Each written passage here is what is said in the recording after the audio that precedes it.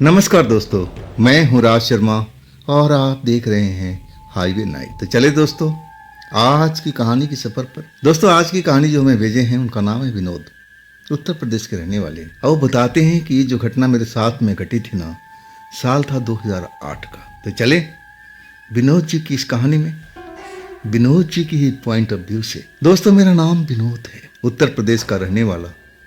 और साल था 2008 का। तब मैं अब अपने गांव से एक कस्बे में, कस्बे नहीं कह सकता उसको, शहर ही कह सकता हूँ, और उस शहर में नौकरी करने के लिए जाता था। सुबह 8 बजे निकलता था और रात को करीब 10 बजे, कभी 10:30 बजे अपना घर आता था। ट्रेन का ही सफ़र था। मेरा जो घर था, मेरा जो मोहल्ला था, ट्रेन के पटरी के पास स्टेशन से लगभग 1.5 किलोमीटर की दूरी पर था। अब बिल्कुल रेलवे लाइन से सटा हुआ था मेरा मोहल्ला। अब ये मेरा रोज का सफर था। मैं जिस कंपनी में काम करता था, अब मुझे बड़ा उम्मीद था इन साल में कि मैं बहुत मेहनत किया था, मुझे तरक्की मिलेगी। अब वाकई में जब मुझे वो तरक्की मिली ना, तो मैं खुशी से पागल हो चुका था। मैं सोचा भी नहीं था, मैं जितना तरक्की चाहता था उससे तो कई गुना ज़्यादा मुझे मिला था। जब मालिक मैनेजर मुझे शाबाशी दे रहे थे, कह रहे थे कि विनोद तुम्हारी जैसा मेहनती इंसान हमें और चाहिए। तब मैं खुशी से फूला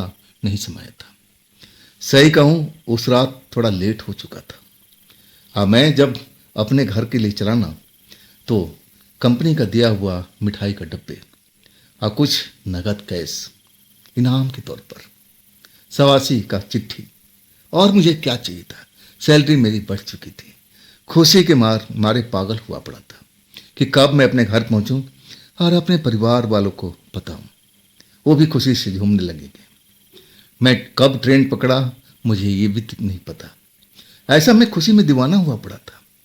मैं तो ये चाहता था कि कब मैं अपने घर पहुंचूं, माता पिता को बताऊं कि देखो आज मैंने क्या पाया। आखिरकार जब स्टेशन पहुंचा ना, तो रात के 11 बज रहे थे।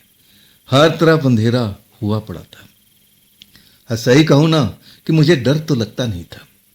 मैं ज़्यादातर शॉर्टकट था, रेलवे लाइन से गुजरते हुए जाता। मैं घर से निकलता था ना सुबह के टाइम में, तो रेलवे लाइन ही पकड़ के आता था, क्योंकि ये शॉर्टकट था। अगर मैं रोड से घूम के आता ना, तो थोड़ा सा फासला बढ़ जाता था। अब मैं तो टाइम का बचत करता था, शॉर्टकट में ज़्यादा विश्वास करता था। रात 11 बजे मैं वही रेल की पटरी पकड़ करके चलने लगा था। कभी कभी गुनगुनाते हुए मैं रेल की बीचों बीच पटरी पर आ जाता था। उस टाइम मैं देख लिया था कि अभी तो सिग्नल लाल है, अभी तो कोई ट्रेन नहीं आ रही है। लेकिन कब सिग्नल हरा हो गया मैं ध्यान ही नहीं दे पाया। मैं तो बस मस्त था कि अब तो क्या, अब तो मेरी सैलरी बढ़ चुकी है। अब एक तरह से मैं शहंशाह हूँ। अपने आप को उस टाइम यही समझ रहा था। मेरी प्रमोशन हो चुकी है। जिसके अधीन में काम करता था, अब उनसे मेरा पीछा छूट चुका था। मेरे अधीन में तो बहुत सारे लड़के अब काम करने वाले थे। सबसे खुशी इस बात की थी, फक्र था मेरे को अपने आप पर। मैं ऐसा ही था। आखिरकार मैं झूमते हुए, अब एक तरह से गुनगुनाते हुए, कभी कभी रेल के पटरी पर और कभी कभी अब उस कच्ची सड़क पर, कच्ची रोड पर, ऐसे ही मैं चल रहा था। ध्यान से निकल गया कि कब सिग्नल हरा हुआ है। आज जब ट्रेन की सीटी अब मेरे कानों में पड़ी ना, तो मैं अब बताऊं क्या कि मेरे उस समय मेरे दिल पर क्या गुजरी होगी। बिल्कुल पास में आकर के ट्रेन की सीटी सुनाई दी और तब तक तो लगा कि देर हो चुका है, अब तो बचना मुश्किल है। मेरे हाथ पांव फूल गए थे। जहां खड़ा था ना, बीच पटरी पर मैं खड़ा के खड़ा रह गया था। अब समझ गया कि मेरी जिंदगी का अंत आ चुका है। बस कुछ सेकंड की बात है, ट्रेन आकर मुझे कुचल के निकल जाएगी। अपने आप को मैं ऐसा ही महसूस कर लिया था। लेकिन अचानक मुझे लगा कि मुझे 2 हाथों ने अब उठा लिया है और हवा में धकेलते हुए अब दूर फेंक दिया है। ट्रेन धड़ाधड़ निकलती चली गई। अब मैं कहूं ना कि मैं आंखें बंद कर लिया था। मुझे लगा कि बस मेरी मौत हो चुकी है। अब क्या, अब क्या, अब क्या। जब ट्रेन निकल गई, जब आवाज शोरगुल शांत हुआ, तब एक लड़की की आवाज मेरे कानों में पड़ी। पागल हो तुम? ऐसा कोई अपने आप को मारता है? क्या हुआ तुम्हारे साथ में? उठो उठो उठो। तब मैं आंखें खोला। मैं देख रहा हूं कि 25-26 साल की एक ज्योति लाल कपड़ा पहने हुए मेरे बगल में खड़ी है और मुझे उठा रही है। उठो भैया उठो, ऐसा कभी कभी नहीं करते, ऐसा कभी नहीं करते हैं। क्या तुम्हारे साथ में हुआ है? तुम ऐसा क्यों कर रहे थे? तुम पटरी पे बीचों बीच खड़े थे, क्यों ऐसा कर रहे थे? वो ट्रेन तो तुम्हें कुचल के चली जाती। सही कहूं ना कि मैं अपनी आंखों पर विश्वास नहीं कर रहा कि मैं अभी तक जिंदा कैसे हूं। क्या यही लड़की मुझे हवा में उठा करके इस तरफ पटक दिया था, तब मेरी जान बची थी? कौन थी ये लड़की जिसने ये काम किया था? मैं कई बार अपनी आंखें पलके झपका रहा था कि कहीं ये सपना तो नहीं है, कोई भयानक सपना तो मेरे साथ में नहीं घटा है। लेकिन वो लड़की बार बार कहती, भैया उठो, पहले उठ जाओ, खड़े हो जाओ, खड़े हो जाओ। मैं अब क्या कहूं? मैं तो ऐसा अब जमीन पर लेटा हुआ था, गिरा हुआ था, जैसे मेरी आत्मा निकल गई हो। लेकिन जब लड़की मुझे सहारा दिया तब मैं उठ के खड़ा हुआ। लड़की मुझे अभी भी डांट रही थी, मेरी अब कानों में जैसे सीटियां बज रही थी, ऐसा ही मुझे शोर सुनाई दे रहा था। कभी कभी लड़की का गुस्सा, वो आवाज मुझे कानों में पड़ता था, भैया तुम ऐसा क्यों कर रहे थे? तुम पटरी के बीचों बीच क्यों खड़े थे? अब मैं क्या जवाब दूं? तब कुछ शांत हुआ मन, कानों की सीटियां बंद हुई।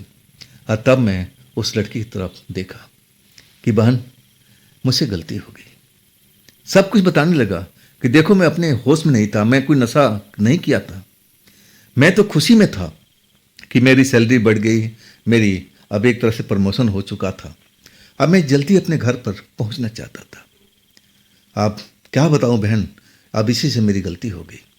मैं वो सिग्नल देखा था जो रेड था, कब हरा हो गया मुझे पता ही नहीं चला।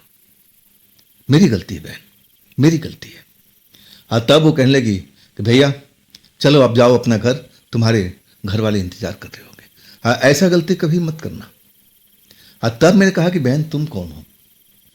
वो लड़की मुस्कुराई, कहने लगी मैं सामने में रहती। मैं देखा उधर जिधर उंगली के इशारा किया था। तब मुझे वहाँ रेलवे की लाइन के पास में कुछ घर भी बने हुए थे, एक आध दुका घर अब नजर आ रहे थे। मैं तो रोज देखता था, तो मैं समझ गया कि शायद वो लड़की आसपास के घर में रहती है और उसने मुझे रेल की पटरी पर देख लिया था। तभी वो धक्का मार कर मुझे दूर किया है, तभी मेरा जान बचा है।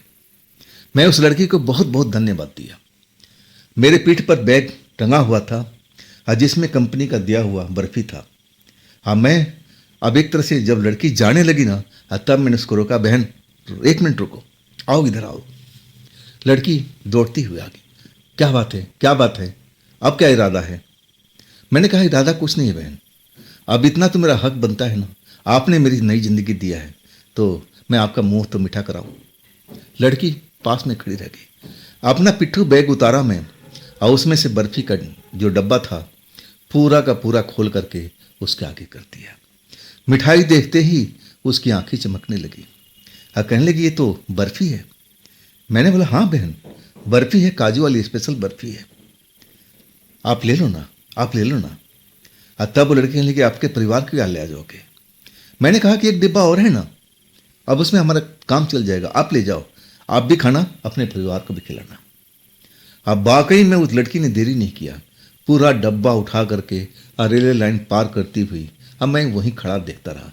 अब मुड़ मुड़ कहती भैया रुको मत, चले जाओ घर, राह ज़्यादा हो चुकी है, जाओ अपने घर पर। तब मैं चल पड़ा था। मैं उस लड़की को मन ही मन तारीफ कर रहा था कि देखो कितनी साहसी लड़की है, अपनी जान पर खेल करके मेरी जान बचाई थी। ये इनाम जो मैंने दिया था ये तो बहुत कम है, इसके लिए मैं कुछ और भी चाहता था कि इसके लिए मैं कुछ और करूं, लेकिन अभी ये वक्त नहीं था। मैं सोचा कि चलो अब तो आना जाना है ही है, और कभी भी वो लड़की रात के टाइम मुझे मिल जाएगी या दिन के टाइम मिल जाएगी, तब मैं उसको अच्छा से एक गिफ्ट दूंगा। खैर मैं घर पहुंचा, लेकिन ये बात मैं अपने परिवार में कभी नहीं बताया, नहीं तो परिवार के लोग चिंतित हो जाते।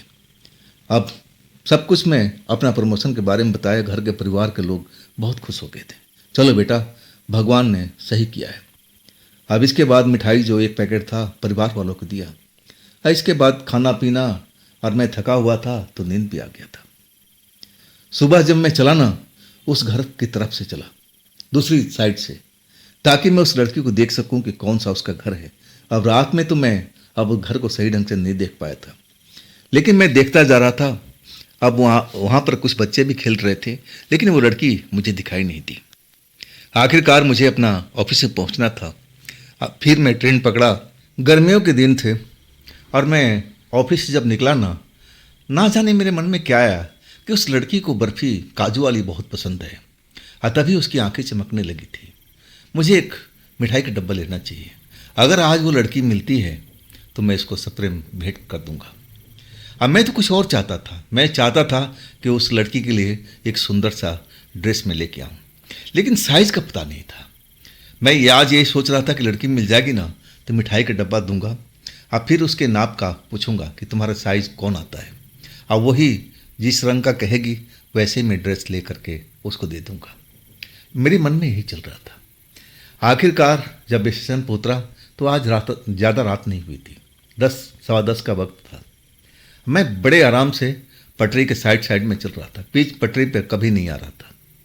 हाँ, वैसे मैं हमेशा करता था, लेकिन वो पहली बात थी जब मुझे प्रमोशन मिली थी तो इतनी खुशी में सब कुछ भूल चुका था।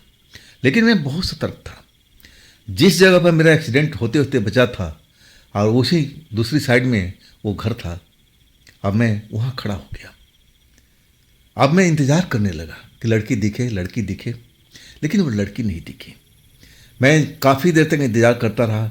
ना तो उसका नाम पूछा था, ना उसका घर कि कौन सा, जो घर दिखाई पड़ा उसमें कौन सा घर है। लेकिन रात के टाइम उसके घर पर जाना मुझे उचित नहीं लगा। लेकिन मैं देख रहा था कि वहाँ पर गाय भैंस बंधे हुए थे और कोई ना कोई वहाँ पर घूमता हुआ नज़र आ रहा था। जेंट्स दिखाई रहे थे, औरत दिखाई दे रहा था और गर्मी का टाइम था। मुझे लगा कि ज़रूर लड़की देख रही होगी, अगर वो देख लेगी तो ज़रूर आएगी। लेकिन 10 मिनट बीत गया और तब वो नहीं आई। और तब मैं निराश भाव से आगे बढ़ने लगा कि चलो आज नहीं मिली, कभी तो मिलेगी। और तब मैं उससे मिलूँगा और उसका साइज़ पूछूंगा कि कौन सा कपड़ा आपको चाहिए, मैं देना चाहता हूँ।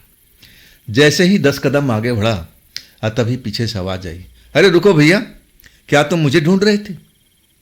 वही कपड़ा, रंग वही, जो कपड़ा पहन रखी थी उस दिन, वही कपड़ा, वैसा ही वेशभूषा, सब कुछ, कोई बदलाव नहीं था।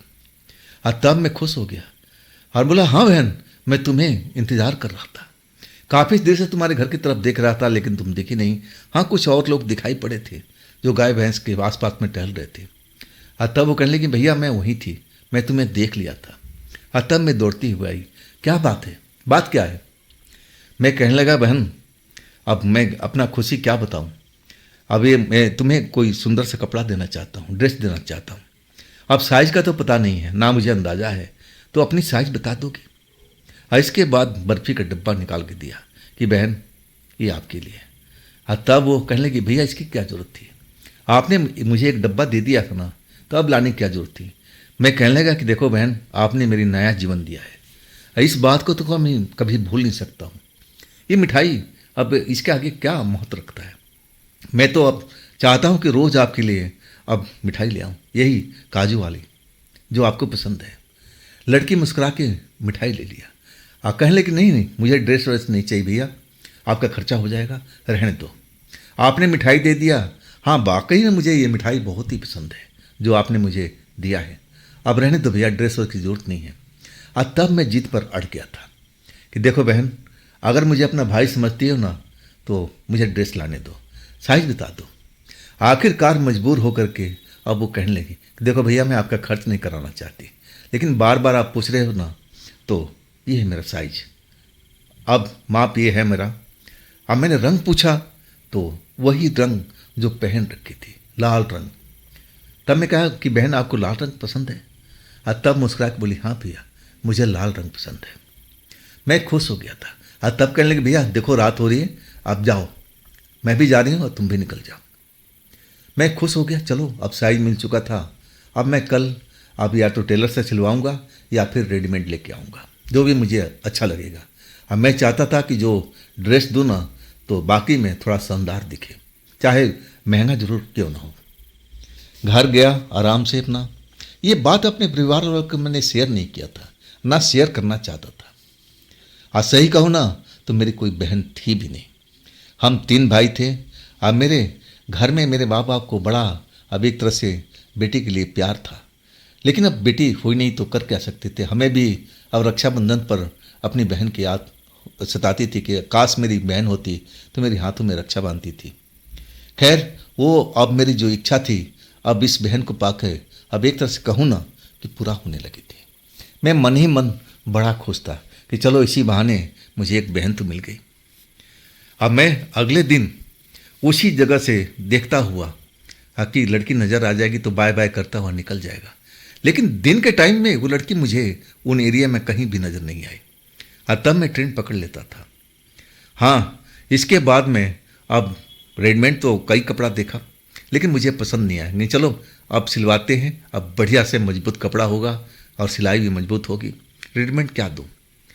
अब टेलर को नाप दे दिया लाल रंग का, अब वैसे ही डिज़ाइन बनाने के लिए बोल दिया। और टेलर बोला कि 3-4 दिन के बाद मैं आपको दे पाऊँगा। और इसके बाद मैं काजू वाले मिठाई का डब्बा अब लेकर के अपने बैग में और फिर मैं ट्रेन में सवार हो गया था। मैं उसी जगह पर फिर रुका जिस जगह पे एक्सीडेंट मेरा होने से बचा था, और मैं इंतज़ार करता रहा। 10 मिनट के बाद जब चलने लगा तब पीछे से लड़की ने आवाज़ दिया, भैया मैं यहाँ पर हूँ, मुझे ढूंढ रहे हो। और तब मैं उसके पास पहुँचा कि हाँ बहन, आपको ढूंढ रहा था। ड्रेस तो मैं दे दिया हूँ टेलर को, अब उसने बताया है कि 3-4 दिन टाइम लगेगा। और तब वो मुस्कुरा कहने लगी, कोई बात नहीं भैया, कोई बात नहीं, आपने दे दिया ना तो मिल ही जाएगा। ये क्या है? फिर लाई मिठाई का डब्बा। अरे भैया अब इसकी क्या जरूरत थी, मैं खा लिया ना, क्यों अपने पैसे बर्बाद कर रहे हो। मैं कहने लगे, बहन हो ना तो ये पैसा बर्बाद नहीं कर रहा हूँ, अपनी बहन की खुशी के लिए, और मैं तो लाता रहूँगा जब तक मेरे पास पैसा है। अब मैं तो बिल्कुल अपनी बहन पर खर्च करूँगा। अगर तुम्हारे दिल में कोई ख्वाहिश हो तो भी बताओ। लेकिन उसने सीधा मना कर दिया, नहीं भैया मेरे दिल में कोई ख्वाहिश नहीं है, आप मुझे मिठाई मत लाया करो, आपका खाम खा पैसा खर्च हो रहा है। और तब मैं कहने लगा, देखो बहन, जब मेरे जेब खर्ची मेरे पास में है और उन जेब खर्ची से बचा कर मैं आपके लिए मिठाई लाता रहूँगा, आप मना मत करना। आखिरकार हर रोज़ मैं उसके लिए मिठाई लेके आता था, और जब मैं इंतज़ार करता था ना 10 मिनट के बाद में वो आती थी, आवाज़ देती थी, और तब या तो मेरे पास में खुद आ जाती थी या मैं उसके पास चला जाता था। मिठाई दे के खुश हो जाती थी, बड़ा अब एक तरह से चहकने लगती थी कि भैया बहुत ही शानदार मिठाई है। ये मिठाई मुझे बचपन से पसंद थी, और देखो बचपन में खा नहीं पाई तो आप खिला रहे हो, कितना मज़ा आ रहा है।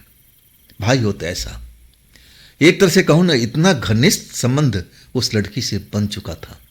अगर मेरी सगी बहन होती ना तो उतना शायद मैं कह नहीं सकता था कि संबंध होता कि नहीं होता, लेकिन इस लड़की से मेरा अब वो रिश्ता जो था पवित्र रिश्ता बन चुका था। अब सही कहूँ, मैं ड्रेस के बारे में अब सोच रहा था और टेलर के पास जाता था।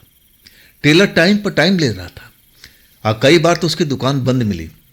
जब मैं अगले दिन जाता था कहता कि देखो ना बाबू, काम बहुत फैला हुआ है, थोड़ा सा वक्त दो, 2-3 दिन, इसके बाद मैं आपको ज़रूर दूंगा। अब इस तरह करते करते हफ्ता दिन से ऊपर खींच लिया था। हाँ, तब मैं उस पर नाराज़ हुआ कि देखो अगर आपको देना है तो दे दो, और नहीं तो मना करो, मैं कुछ और प्रबंध कर लूँगा। हाँ, तब उसने कहा कि 2 दिन के बाद में आप ज़रूर ले जाना, मैं तैयार कर दूँगा। मैं भी निश्चित हो गया था, और तब तक उस लड़की के लिए मिठाई लेके जाता था। आखिरकार जब ड्रेस मुझे मिल गई, और जल्दी मिल गई थी, उस दिन जल्दी हमारी छुट्टी हो गई थी। ड्रेस अपने बैग में पैक करके मिठाई ले करके अब मैं खुशी खुशी चल पड़ा था कि चलो अपना आज बहन को दे दूंगा। जब मैं स्टेशन पर उतरा ना तो 8 बज रहा था। अब मैं उस जगह पर काफ़ी देर तक खड़ा रहा, करीब आधा घंटा, पौन घंटा। अब जो हमारे गांव के लोग थे, अब ट्रेन से उतरता था, आते थे, अब कहते थे कि तुम यहाँ पर क्यों खड़े हो विनोद, चलो घर पर। मैं कहता था कोई दोस्त आ रहा है, उसका इंतज़ार कर रहा हूँ, किसी से कुछ नहीं बताता था। जब पौन घंटा से ऊपर हो गया तब मुझे निराशा हाथ लगी, और तब मैं कहा, मन में सोचा कि शायद लड़की आज नहीं आ पाई है। चलो कोई बात नहीं, मैं सुबह अब जाते वक्त थोड़ा जल्दी अब जगूंगा, अब फिर अब 3-4 घर है, अब किसी घर में तो होती होगी लड़की, मैं उसको ढूंढूंगा और सुबह ही ड्रेस दे दूंगा। मैं अपने घर पर आ गया था, बैग रख दिया। अब मेरे बैग जो था ना, मेरे माँ के अलावा कोई चेक नहीं करता था। अब वास्तव में उस रात माँ के मन में क्या आया कि उसने मेरा बैग खोल दिया। जब लेडीज कपड़ा देखा ना तो उसका माथा ठनक गया। अब मुझे आवाज़ दे, विनोद विनोद इधर आओ। मैं पहुंच गया माँ के पास में। क्या है माँ? ये लेडीज कपड़ा किसके लिए बेटा? ये ड्रेस काफ़ी महंगा दिख रहा है और इसमें मिठाई भी रखी हुई है। तब मैं एकदम सत्ते में आ गया था कि अब क्या बताऊं, अब मेरी झूठ तो पकड़ी जाएगी। मैं कहने लगा माँ मेरे दोस्त का है। माँ कसम दिला करके, मन में उसका डाउट हो गया था कि मेरा कोई किसी के साथ, लड़की के साथ में चक्कर तो नहीं चल रहा है। मन में अब ऐसा ही लग रहा था। वो कसम देने लगी कि मेरी कसम खा, जो सच बात है मेरे सामने रख। अब माँ की कसम के आगे मैं झुक चुका था और तब मैं सारी बात बताया। अब माँ मेरी बात सुन करके एकदम रोने लगी थी और कहने लगी बेटा तूने ऐसी गलती कब क्यों किया? ऐसा गलती कभी नहीं करना चाहिए था। उस लड़की से मैं भी मिलना चाहूँगी। अच्छा किया तूने उसके लिए ड्रेस लाया और सुबह मैं भी चलूँगी। वो तो हमारे घर से दूर नहीं है, हम दोनों मिलकर चलेंगे उसके घर पर और मैं भी मिलूँगी कि हमारी बेटी कैसी है, जो मेरे बेटे की जान बचाई है। मैं तो मिल करके आनंदित हो जाऊँगी, अपना घर में लेके आऊँगी, अपनी बेटी की तरह मैं उसको देखूँगी। मन में माँ को उत्साह जाग गया था। आखिरकार हम सुबह में माँ को लेकर चल पड़े, जल्दी 1 घंटा पहले, ताकि घर ढूंढना हो तो टाइम लगेगा और फिर हमें ऑफिस का लेट ना हो। माँ बेटा हम अब रेल लाइन पार करके और जिधर घर थे ना उधर हम चले गए थे। और उस लड़की ने नाम भी बताया था, मैं बाद में नाम पूछा था, बहुत प्यारा नाम था। और जब हम उस घर के पास पहुँचे, पहला घर पे हम जाकर दस्तक दिए। दरवाज़ा खुला। हाँ जी क्या बात है? और तब मैंने बोला कि इस लड़की का घर कौन सा है? अब उसने सीधा आगे वाले की तरफ इशारा कर दिया कि आगे चले जाओ। माँ बेटा हम आगे बढ़ गए। अब दूसरा घर था। दूसरे घर पर दरवाज़ा खुला ही था और जो घर के मालिक थे अपने गाय भैंस बांध रखे थे और वो चारा वारा खिला रहे थे। मेरी माँ ने उस लड़की का नाम बता के पूछा कि घर आपका है? ये लड़की यहीं पर रहती है। और तब हमें गौर से देखने लगा था।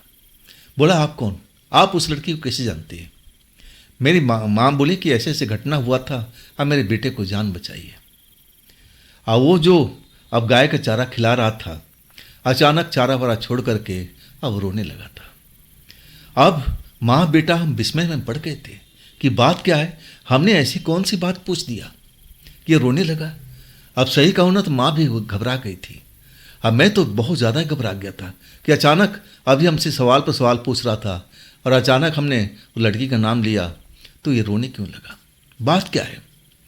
आखिरकार माँ डरते डरते गई कि भैया बात क्या है, आप उस लड़की का नाम लेते ही रोने क्यों लगे? और तब अपने आंसू पोंछा। कहने लगा बहन जी आप सही घर पर आई हो, वो लड़की इसी घर की है, मेरी बेटी है। उसके मरे हुए 4 साल हो चुका है। अब तो मैं कहूँ ना कि ऐसा लग रहा था कि मेरे हाथ पैर कांप रहे हैं। ऐसा कैसे हो सकता है? ऐसा कैसे हो सकता है? मैं तो उसके लिए मिठाई खिलाता हूँ, मिठाई दे के आता हूँ, उसने मेरी जान बचाई थी और उसके लिए मैं ड्रेस लेकर आया हूँ। मन ही मन सोच रहा था ये झूठ बोल रहा है, ये झूठ बोल रहा है, ऐसा हो ही नहीं सकता। लेकिन सच्चाई जो थी वो तो थी ही। आखिरकार सच्चाई जान करके हम माँ बेटे एकदम जैसे लग रहा था कि हम पागल हो जाएंगे। अब मैं तो कुछ ज़्यादा ही। आखिरकार वो कहने लगा कि बात क्या है, आप लोग कैसे आए हो यहाँ पर? अब माँ बताने लगी कि देखो भाई साहब, आपकी जो बेटी थी अब जो नहीं रही, उसने एक रात मेरे बेटे को जान बचाई थी। जब बेटा को प्रमोशन मिला था, खुशी में झूमता हुआ, अब उसको अंदाज़ा नहीं कि वो ज़मीन रोड पर चल रहा है, कच्ची रोड पर चल रहा है कि रेलवे के ट्रैक पर। सिग्नल भी देखना अब एक तरह से भूल गया था और आपकी लड़की ने जान बचाई थी। और तब से हर रोज़ मेरा बेटा आपकी लड़की से मिलता है। एक तरह से आपकी बेटी ने अब मेरे बेटे को भाई बना रखा है। अब उसकी आंखों से और आंसू निकल रहे थे। हाँ, माँ तो बस सिर्फ बोलती जा रही थी। देखो भाई साहब, आपकी बिटिया के लिए मेरे बेटे ने इसके लिए एक खूबसूरत ड्रेस बनाया, ये आप रख लीजिए। वाकई में वो जो पल था ना, इतना दर्दनाक पल था हम तीनों के लिए। तीनों हम उस दर्दनाक पल को कैसे झेल पाए थे मैं कह रहा हूँ ना कि मेरे में इतनी हिम्मत नहीं थी। मैं कैसे मान सकता हूँ कि वो लड़की मर चुकी है। उस लड़की ने मेरी जान बचाई थी और मैं उसको अपनी बहन की तरह मानता था। हर रात उसके लिए बर्फ़ी लेके आता था और वो बर्फ़ी देख करके खुशी से उछल पड़ती थी कि भैया मुझे बहुत चाहत थी इस चीज़ को खाने की बचपन से। देखो आज मेरी ख्वाहिश पूरी हो रही है, आप कर रहे हो। तो मैं खुशी से झूमने लगता। अब जब मैंने सब कहानी सुना ना तो मेरे होश फाख्ता उड़ चुके थे। अब तो क्या कहूँ कि शरीर कांप रहा था, आंखों से आंसू बह रहे थे। माँ का भी वही हाल और उसके पिता का भी वही हाल। और तब तक जो लड़की की माँ थी ना, अब घर के अंदर से निकली, क्या बात है जी, आप लोग कौन हैं? और तब जब सारा माजरा अब वो समझी तो वो भी रोने लगी थी। वो ड्रेस नहीं ले रहे थे। अब मैं कहा कि नहीं, ड्रेस तो लेना ही पड़ेगा। लेकिन ना तो माँ ने अब एक तरह से मना कर दिया कि नहीं नहीं हम ड्रेस नहीं लेंगे ना, और बाप ने तो बिल्कुल मना कर दिया था। वो ड्रेस हमारे घर पर आज भी रखा हुआ है उसकी याद में।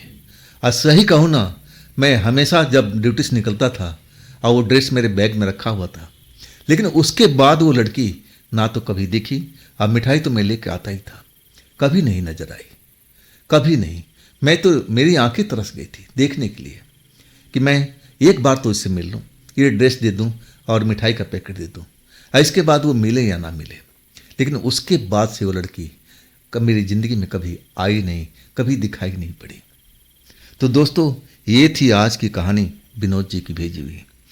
ये कहानी आपको कैसी लगी कमेंट में ज़रूर बताइएगा। हाँ दोस्तों, ये भी चैनल आप ही का है तो इसको भी अपना प्यार दीजिए, लाइक कीजिए। अगर आपने सब्सक्राइब नहीं किया है तो जल्दी से सब्सक्राइब कर लीजिए। अपने दोस्तों को शेयर जरूर कीजिएगा। हाँ, फिर हम इसी चैनल पर मिलते हैं इसी वक्त में। आप लोग अपना ख्याल रखिएगा। नमस्कार।